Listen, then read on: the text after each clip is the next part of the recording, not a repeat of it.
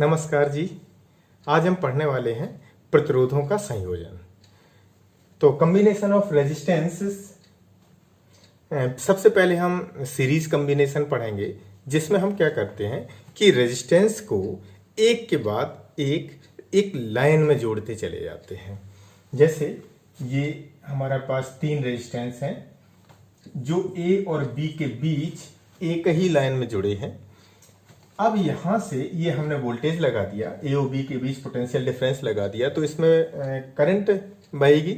तो इसमें एक चीज तो है समझ में आ रही है कि जो धारा रहती है प्रतिरोधों में वो एक समान रहती है श्रेणी क्रम में। अब यदि टोटल विभवांतर है V ए और B के बीच में, लेकिन तीन प्रतिरोध लगे हैं, तो तीनों के बीच अलग अलग विभवांतर हमने मान लिया कि एक का V1 है और एक का V2 है और एक का V3 है। ठीक है। अब ओम के नियम से हम ओम का नियम जानते हैं कि नियम V बराबर आई आर से, यहां से अगर हम V1 बराबर निकालें तो I इंटू R1, V2 बराबर निकालें तो I इंटू R2 और V3 बराबर निकालें तो I इंटू R3। अब चूंकि टोटल जो पोटेंशियल डिफरेंस है वो V है, तो इसलिए परिणामी जो हमारे पास विभवांतर है वो परिणामी विभवांतर कितना है V, जो कि बराबर है V1 और V2 और V3 के योग के बराबर। तो अब हम यहाँ पे वैल्यू रख देते हैं, तो आई R1 प्लस आई R2 प्लस आई R3। आई हम कॉमन ले लेते हैं तो R1 प्लस R2 और प्लस R3। अब हम क्या करते हैं, आई का इधर पक्षांतर कर दें तो V upon I equals to R1 plus R2 और plus R3। V upon I equal to R, तो ये टोटल रेजिस्टेंस हो गया जो कि R1, R2 और R3 के योग के बराबर है। यहाँ पे ये है हमारा प्रतिरोधों का संयोग, जिसमें श्रेणी क्रम में ये सूत्र निकलता है। लेकिन अगर हम संधारित्र में जाएंगे तो श्रेणी क्रम में क्या सूत्र निकलता है, 1/C equal to 1/C1 plus 1/C2 plus 1/C3। तो इसका थोड़ा सा ध्यान रखना होगा। अब हम पढ़ते हैं पैरेलल कॉम्बिनेशन। तो पैरेलल कॉम्बिनेशन में क्या होता है कि हम जो R1 और R2 R3 है, हम इस तरीके से इनको जोड़ देते हैं। अब A और B के बीच पोटेंशियल डिफरेंस हमने लगा दिया V। जब पावर सप्लाई यहां से दी तो इसमें से धारा बहने लगी। जब धारा बही तो इस A बिंदु पर क्या हुआ कि तीनों प्रतिरोधों में धारा जाएगी, तो ये धारा कैसी होगी, विभाजित होगी। हमने मान लिया कि एक में I1 जा रही, एक में I2 और एक में I3, और टोटल मिलकर के यहाँ पे कितनी हो गई, I। तो एक चीज यहाँ पे क्लियर हो रही है कि समांतर क्रम में क्या निश्चित रहता है, वोल्टेज तीनों के बीच एक समान रहता है, जबकि करंट जो है वो डिवाइड होती है। अब समांतर क्रम में फिर हम वही ओम के नियम से, तो ओम के नियम से हम क्या जानते हैं कि ओम का नियम क्या है, V बराबर आई आर से हम क्या करते हैं, I1 बराबर निकालें तो V अपॉन कितना होगा, R1, I2 बराबर V अपॉन R2, I3 बराबर V अपॉन R3। हमने ओम के नियम से ये I1, I2, I3 के मान निकाल लिए। लेकिन आपको पता है कि पावर सप्लाई जो टोटल दी जा रही है उससे हमारे परिपथ में I धारा बह रही है, तो टोटल धारा जो कुल धारा है या परिणामी धारा है वो I बराबर है I1 plus I2 plus I3 के योग के बराबर है। तो हमने क्या किया, अब यहाँ पे वैल्यू रख दें तो V upon R1 plus V upon R2 plus V upon R3। V common ले लो तो 1 upon R1 plus 1 upon R2 plus 1 upon R3। यहाँ पे हो गया I। अब यहाँ पे पक्षांतर कर दें तो I upon V equal to 1 upon R1 plus 1 upon R2 plus 1 upon R3। अब V बराबर आई आर है, तो यहाँ से I बटे V कितना हो जाएगा, 1/R बराबर है 1 upon R1 plus 1 upon R2 और प्लस 1 अपॉन R3। ये हमारा पैरेलल कॉम्बिनेशन का टोटल रेजिस्टेंस हमारा निकल आया। अब हम पढ़ने वाले हैं इलेक्ट्रिक सेल के बारे में, विद्युत सेल के बारे में। यहाँ पे एक वर्ड यूज हुआ है सेल। तो फिजिक्स में जो सेल है वो आपकी ये वाली सेल की चर्चा हो रही है। हालांकि यही इसी की चर्चा नहीं हो रही, बल्कि इस प्रकार की सेल की चर्चा हो रही है। जबकि बायोलॉजी में अगर सेल की बात आ जाए तो वो कोशिका से संबंधित है। केमिस्ट्री में सेल की बात आ जाए, नाभिक है, नाभिक के चारों ओर जो ऑर्बिट में चक्कर लगाते हैं इलेक्ट्रॉन, तो उन्हें भी सेल बोलते हैं। इसके बाद अगर भूगोल में आ जाए तो वो सेल चट्टानें होती हैं, लेकिन ये स्पेलिंग CELL सभी के लिए यूज होता है। तो यहाँ पे भी इलेक्ट्रिक सेल के बारे में हम पढ़ेंगे। तो ये इलेक्ट्रिक सेल क्या होता है? ये एक ऐसी युक्ति है जिसके द्वारा हम किसी भी प्रकार की ऊर्जा को हम किस में कन्वर्ट करते हैं? इलेक्ट्रिकल एनर्जी में, वैद्युत ऊर्जा में कन्वर्ट करते हैं। ठीक है, हम यहाँ पे बात करते हैं विद्युत रासायनिक सेल, जो कि दो प्रकार की होती हैं, प्राथमिक सेल और द्वितीयक सेल। सबसे पहले प्राइमरी सेल और सेकेंडरी सेल। तो प्राइमरी सेल क्या है? प्राइमरी सेल जो होती है वो नॉन चार्जेबल होती है, नॉन चार्जेबल। और ये वाली सेकेंडरी सेल होती हैं, ये चार्जेबल होती हैं, जिन्हें आप हम लोग जो है यूज करते हैं। मोबाइल फोन में है या फिर अपने इन्वर्टर में है, तो हम उसमें कौन सी सेकेंडरी सेल यूज करते हैं। और प्राइमरी सेल का सबसे अच्छा एग्जाम्पल आपने अपने घरों में देखा होगा, तो ये जो है अपने घरों में मिल जाएगी ये सेल। इसको हम दोबारा चार्ज नहीं कर सकते हैं, एक बार अगर यूज कर लिया तो उसके बाद इसका काम खत्म हो जाता है। तो ये दो प्रकार की सेल हैं। हम इसकी बहुत ज़्यादा मैकेनिज्म में नहीं जाएंगे कि प्राइमरी सेल कैसे होती है, कैसे वर्क करती है, या सेकेंडरी कैसे वर्क करती है, बल्कि हम यहाँ पे आपको शॉर्ट में इतना ही बताएंगे कि विद्युत सेल दो प्रकार की होती हैं, एक चार्जेबल और एक नॉन चार्जेबल। इसके बाद में अब हम पढ़ते हैं सेल को। जैसे मान लो अगर चाहे वो आपकी प्राथमिक हो या द्वितीयक सेल हो, उन सेल में क्या होता है कि एक होता है पॉजिटिव और एक होती है नेगेटिव प्लेट, एक पॉजिटिव और एक नेगेटिव। आपको यहां पे और एक बताएं, जब भी सेल की बात होगी तो वहां पर एक पॉजिटिव प्लेट और एक नेगेटिव प्लेट, मतलब एक एनोड और एक कैथोड की बात होगी।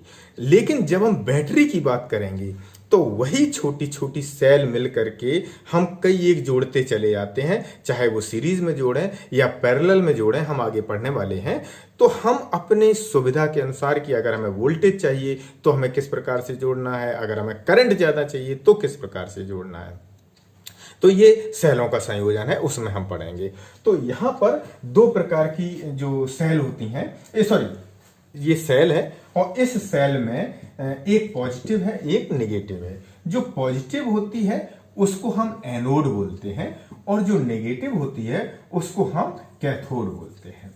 अब यहां पर एक और अंतर आपको देखने को मिलेगा कि फिजिक्स में जिस प्लेट को एनोड कहा गया है, केमिस्ट्री में इसके थोड़ा सा उलट है। यहां पे जिस प्लेट को एनोड कहा गया है वहां पर हो सकता है उसको कैथोड कहा जाए, और जिसको कैथोड यहाँ पे फिजिक्स में कहा गया, केमिस्ट्री में उसको एनोड कहा जा सकता है। तो ये थोड़ा सा अंतर है। तभी तो जो केमिस्ट्री में ये जैसे ये सेल है, इसमें ऊपर पॉजिटिव है। जब ये पॉजिटिव है तो मेरे फिजिक्स के अनुसार इसको एनोड कहना चाहिए, लेकिन केमिस्ट्री के अनुसार इसको कैथोड ही बोलते हैं पॉजिटिव को, और इसको नेगेटिव वाले को एनोड बोलते हैं। तो एनोड होता है, या सीधा समझो जो पॉजिटिव होता है, ये हमेशा हाई वोल्टेज पे हाई पोटेंशियल इसका होता है। इसका पोटेंशियल कैसा होता है? हाई पोटेंशियल होता है, और इसका लो पोटेंशियल होता है।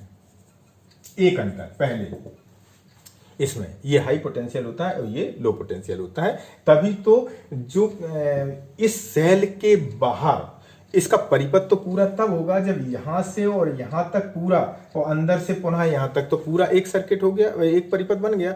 लेकिन जब हम बात करते हैं कि धन आवेश की, तो हमेशा सेल में धन आवेश एनोड से चलकर और कैथोड तक पहुंचते हैं बाहरी परिपथ में, लेकिन आंतरिक परिपथ में कैथोड से एनोड तक पहुंचते हैं। अब हम बात करते हैं विद्युत वाहक बल। एक शब्द है विद्युत वाहक बल। तो विद्युत वाहक बल, जिसे हम इलेक्ट्रोमोटिव फोर्स।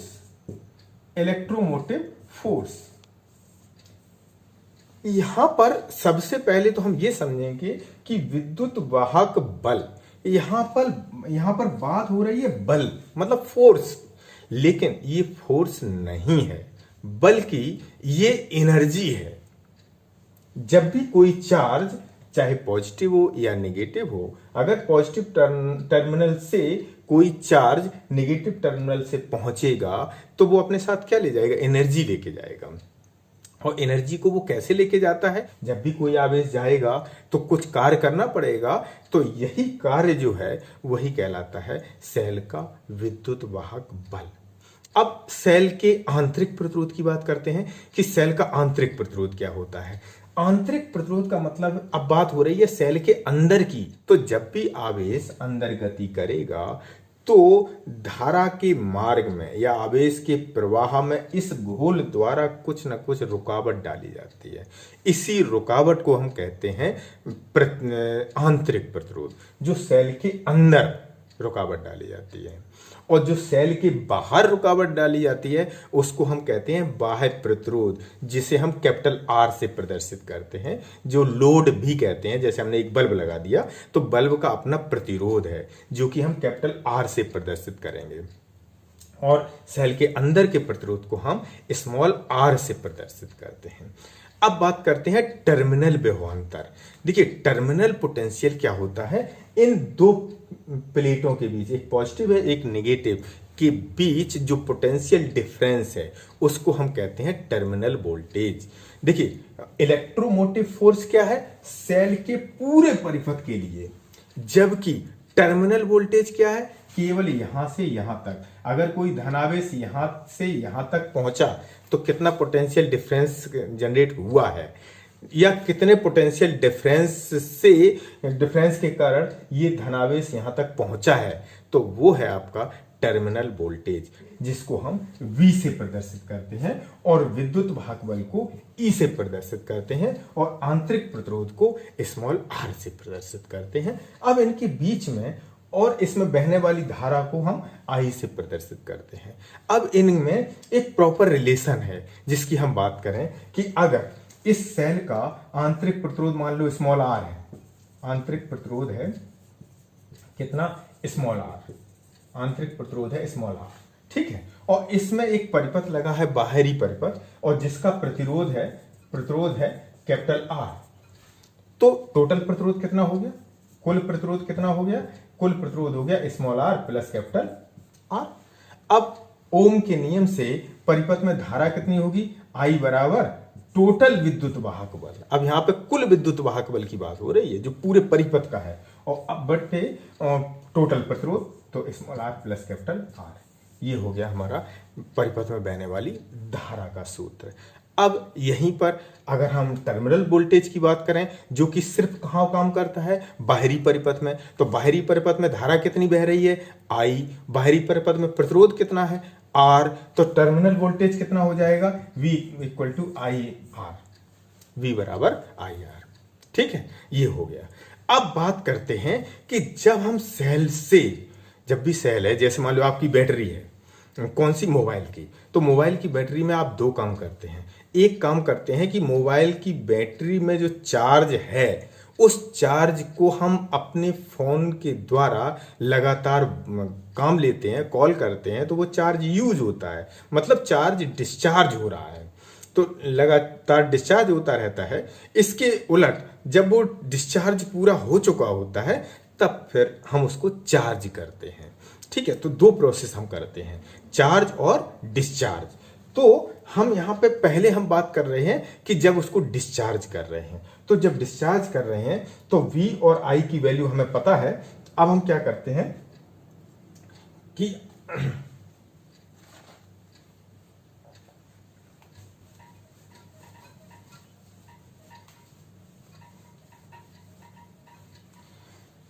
अब हम क्या करते हैं कि हमें पता है कि I is equal to E upon R plus R है, तो यहां से अगर हम E इक्वल टू निकालें तो क्या होगा, I R और प्लस I कैपिटल R। अब क्योंकि हम जानते हैं कि I R plus I R की जगह पे v, तो E बराबर हमने ये रख दिया। अब हम v बराबर अगर निकालें तो E माइनस आई आर। इसका मतलब जब हम फोन को यूज में ले रहे हैं या बैटरी का हम यूज कर रहे हैं, चार्ज का यूज कर रहे हैं, तो बैटरी तो डिस्चार्ज हो रही है, तो उस कंडीशन में जो वोल्टेज होगा टर्मिनल वोल्टेज, वो उसका जो प्रॉपर जो विद्युत वाहक बल है पूरे परिपथ का, वो कुछ कम होगा, क्योंकि उस अंदर सेल के अंदर कुछ ना कुछ धारा अंदर बह रही होगी और सेल का जो केमिकल भरा है उसके अंदर, तो उसका कुछ अपना रेजिस्टेंस होगा। तो इसके कारण से टर्मिनल वोल्टेज जो होता है वो विद्युत वाहक बल से कुछ कम रहता है। अब बात करते हैं कि अगर सेल चार्ज की जा रही हो तो हम क्या करते हैं, उसको प्रॉपर ज्यादा वोल्टेज देते हैं, तभी तो वो रिवर्स प्रोसेस होगी। तो वो इसलिए यहां पे हम क्या करते हैं, पॉजिटिव कर देते हैं जब सेल को हम चार्ज कर रहे हैं, और ये सूत्र है जब सेल को हम डिस्चार्ज कर रहे हैं।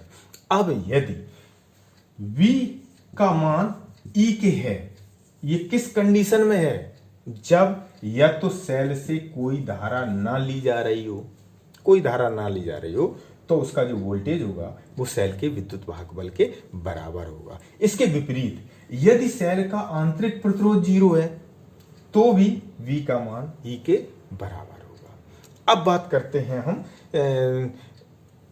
आंतरिक प्रतिरोध के लिए हम सूत्र का निगमन करते हैं।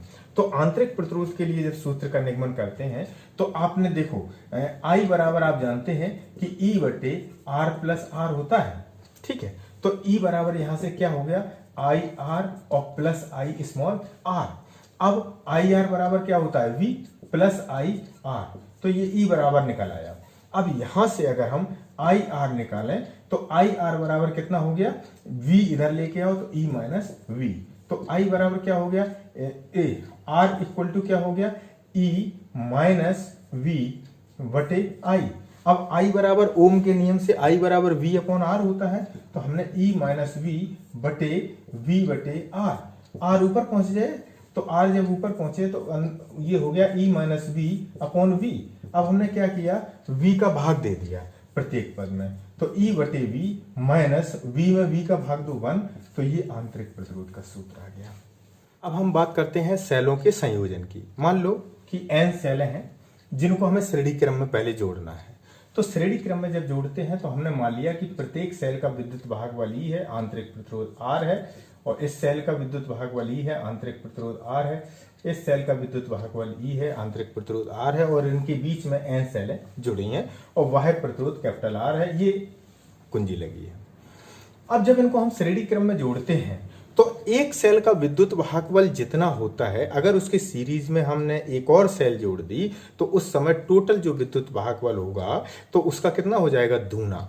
जैसे आपने देखा होगा कि अगर एक ये सेल है मेरे पास और ये 1.5 वोल्ट की है, अब अगर टॉर्च है मेरे पास दो सेल वाली, तो हम क्या करते हैं कि एक सेल को और दूसरे से सीरीज में टच कराते हैं।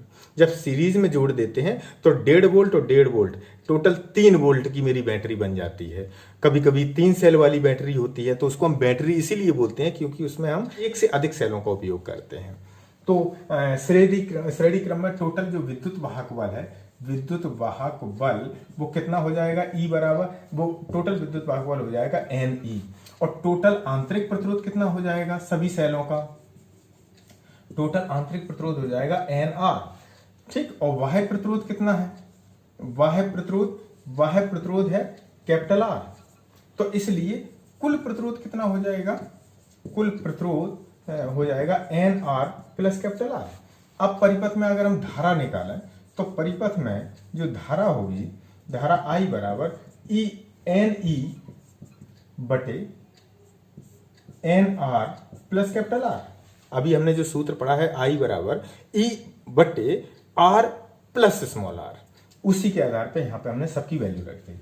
अब यहां पर दो कंडीशन है, पहली यदि R is less than capital R, तो उस स्थिति में जब स्मॉल r बहुत छोटा है तो हम क्या करते हैं, तो R को छोड़ने पर, जब हम R को छोड़ देंगे तो उस स्थिति में I बराबर क्या होगा, NE अपॉन कैपिटल आर। इसका मतलब हुआ एन इंटू एक सेल से प्राप्त धारा, एक सेल से प्राप्त धारा। इसका मतलब ये हुआ कि इस स्थिति में अगर हम n सेलों को श्रेणी क्रम में जोड़ते हैं तो जितनी सेलें होंगी उतने ही गुना हमें धारा प्राप्त हो जाएगी। दूसरी कंडीशन, यदि capital R is less than small R, अगर कैपिटल आर का मान बहुत कम है नहीं, तो हम क्या करेंगे, कैपिटल आर को छोड़ देंगे।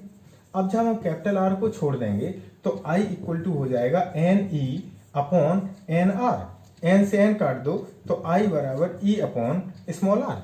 इसका मतलब ये हुआ कि इस स्थिति में अगर हम एन सेलों को जोड़ते हैं तब जो प्राप्त धारा है वो उतनी ही होगी जितनी एक सेल से प्राप्त धारा है। तो इसका तो जोड़ने से कोई लाभ नहीं होगा। अब हम बात करते हैं समांतर क्रम में। तो हमने समांतर क्रम में क्या किया कि सेलों को लिया, सभी का पॉजिटिव एक सिरे से जोड़ दिया ए से और नेगेटिव सबका जोड़ दिया बी से। तो ये हमारा बन गया समांतर क्रम। अब समांतर क्रम में एन सेलों को जब हमने जोड़ दिया तो पहले तो हम ये देखते हैं कि टोटल विद्युत वाहक बल कितना होगा। तो देखो, जब इनको एन को हम समांतर क्रम में जोड़ते हैं तो जो कुल विद्युत वाहक बल होता है वो वही होता है जो एक सेल का विद्युत वाहक बल है। अब हम आंतरिक प्रतिरोध, कुल आंतरिक प्रतिरोध देखें तो आंतरिक प्रतिरोध अगर हम देखें तो सभी समांतर में जुड़े हैं। तो आंतरिक प्रतिरोध मान लो कि कैपिटल आर 1 है, तो आंतरिक प्रतिरोध जब जोड़ेंगे तो 1/r plus 1/r plus 1/r plus n/r, n पदों तक जोड़ते चले जाएंगे तो टोटल कितना हो जाएगा n/r, 1/r1 बराबर। तो r1 बराबर कितना होगा r/n। ये हमें आंतरिक प्रतिरोध टोटल निकल आया। बाह्य प्रतिरोध कितना है, बाह्य प्रतिरोध है कैपिटल आर। तो कुल प्रतिरोध कितना हो गया, तो कुल प्रतिरोध हमारा हो गया R1 प्लस कैपिटल आर। तो R1 कितना है r/n और प्लस कैपिटल आर, तो ये हो गया nr प्लस स्मॉल आर और अपॉन n का इधर क्रॉस कर दिया। इसके बाद हमने ये निकाल लिया टोटल प्रतिरोध। अब परिपथ की धारा कितनी हो गई, तो परिपथ में जो धारा है I equal to E upon N R plus small R और पूरे के अपॉन n। अब ये n पहुंच जाएगा ऊपर तो ये हो जाएगा N E upon N R plus R. अब यहां पर दो कंडीशन निकलेंगे। पहली कंडीशन, यदि capital R is less than small R, तो हम क्या करेंगे, कैपिटल आर को छोड़ देंगे। जब कैपिटल आर को छोड़ देंगे तो उस स्थिति में आई बराबर कितना होगा N E upon small R. ठीक, तो इसका मतलब है कि जो प्राप्त धारा है वो n गुनी हो जाएगी। ठीक, अब यदि दूसरी कंडीशन, यदि capital R small R is less than capital R, तो हम क्या करेंगे, तो स्मॉल आर को छोड़ देंगे। जब स्मॉल आर को छोड़ देंगे तो आई इक्वल टू हो जाएगा N E upon N R. तो n से n काट दो तो I बराबर हो गया E अपॉन कैपिटल आर। इसका मतलब जितनी एक सेल से प्राप्त धारा है उतने ही n सेलों से प्राप्त धारा होगी। तो इसमें हमें कोई जोड़ने से फायदा नहीं है।